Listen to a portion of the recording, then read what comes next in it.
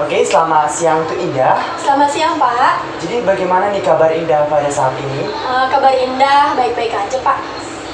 Baik-baik aja, tidak ada entah keluhan, apa gitu. Moodnya bagaimana gitu? Kalau mood saya itu kadang berubah-ubah, Pak. Tapi nanti di segi saya ingin cerita ke Bapak, di situ saya akan menyampaikan. Tapi untuk sekarang memang keadaan Indah tuh baik-baik aja, Pak.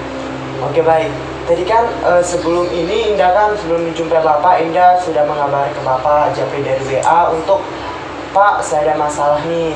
Saya ingin konsultasi dengan Bapak. Nah, sebelum itu Bapak tanyakan apa sih alasan Indah untuk melakukan konseling kepada Bapak?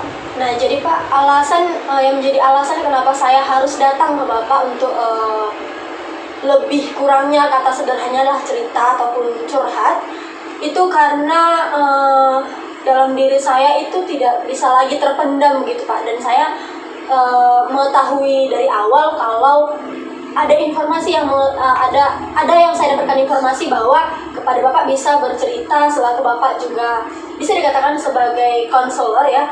Jadi saya awalnya menjapri Bapak melalui WA.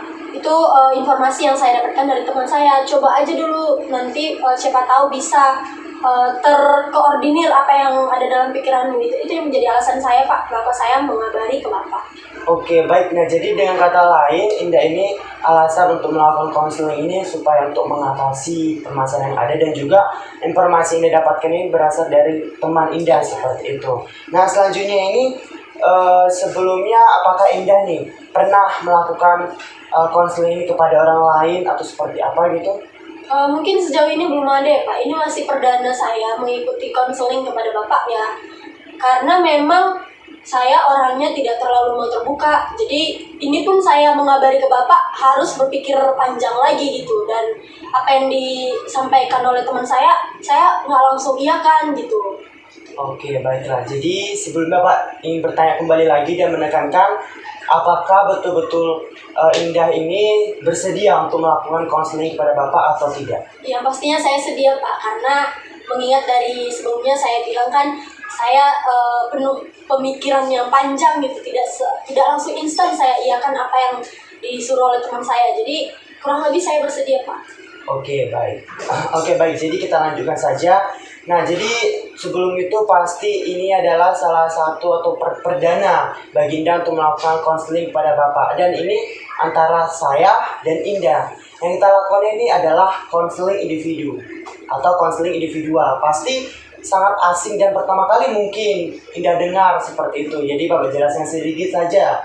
Nah, dalam konseling itu ada dua tipe atau dua jenis, di mana ada konseling kelompok dan ada konseling individual. Nah, kelompok itu lebih dari 2 orang konselingnya, seperti Indah, teman-teman Indah, dan lain sebagainya, dan ada Bapak. Tetapi yang kita lakukan ini, hubungan saya dengan Indah pada saat ini hanya kita berdua, itu adalah konseling individual. Nah, apa sih sebenarnya konseling individual itu? Nah, konseling individual itu adalah bagaimana cara seorang konselor atau Bapak untuk membantu Indah. Untuk membantu Indah untuk menyelesaikan ataupun untuk mencari solusi terkait permasalahan yang Indah rasakan, sehingga Indah merasa permasalahan tersebut tidak bisa Indah selesaikan dengan sendiri dengan bantuan seorang ahli seperti saya. Oke, baik. Tapi sebelum itu Indah tidak usah merasa risau atau khawatir bahwa apa yang kita saat ini lakukan terdengar oleh orang lain ataupun bocor seperti itu. Kenapa? Karena dalam konseling itu ada asas yang akan kami jalankan atau yang Bapak sudah imankan, Bapak sudah panutkan. Nah, salah satu asas yang penting adalah asas kerahasiaan. Nah, asas kerahasiaan ini lebih menuntunkan kepada untuk menjaga rahasia konseling. Hanya kita berdua dan Tuhan yang mengetahui ini. Karena dalam konseling asas kerahasiaan ini sangat ditekankan bagi kami untuk menyimpan rahasia supaya Indah dan teman-teman lain dengan senang hati terbuka untuk melakukan konseling kepada Bapak. Nah, apakah sampai di sini ada yang Indah tanyakan, Pak, seperti apa sih atau apa tentang konseling ini atau bagaimana? Nah, sejauh ini Pak yang Bapak terangkan, yang Bapak jelaskan mulai dari definisinya, asas-asas yang Bapak terapkan, apalagi asas kerahasiaan, saya cukup percaya dan saya paham yang disampaikan oleh Bapak. Oke, baik, kita lanjut saja karena ini mungkin pembukaan.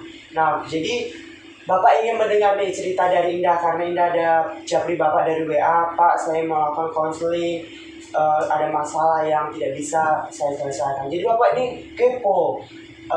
Jadi Bapak mempersilahkan Indah untuk menceritakan apa sih permasalahan, keluh kesah dalam hati Indah sehingga Indah merasa masalah ini tidak bisa Indah hadapi dengan sendirinya. Kepada Indah, Bapak persilahkan. Oke, terima kasih Pak. Jadi mengingat bahwa saya menjapri Bapak alasannya ingin memecahkan atau ingin mencari solusi apa yang bisa saya lakukan untuk mengatasi masalah saya ini. Jadi kata sederhana masalah saya ini adalah insecure dalam diri saya Pak.